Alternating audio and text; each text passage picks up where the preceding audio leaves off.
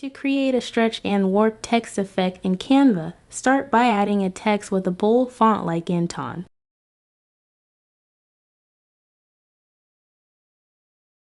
Download this text as a PNG file, then upload it back to page.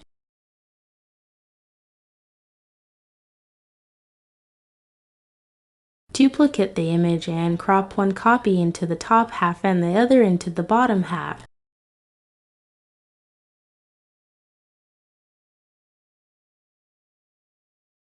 To stretch the text, copy the image again, crop it into a thin horizontal slice, and place it below the previous pieces. Repeat this process to build a stretched effect.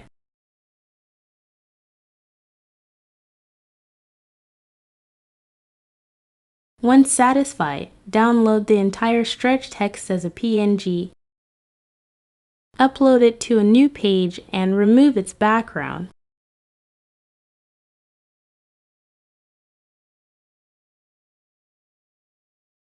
Go to Apps, search for Wrap Brush, and apply the brush over the text with your preferred size and strength to warp it.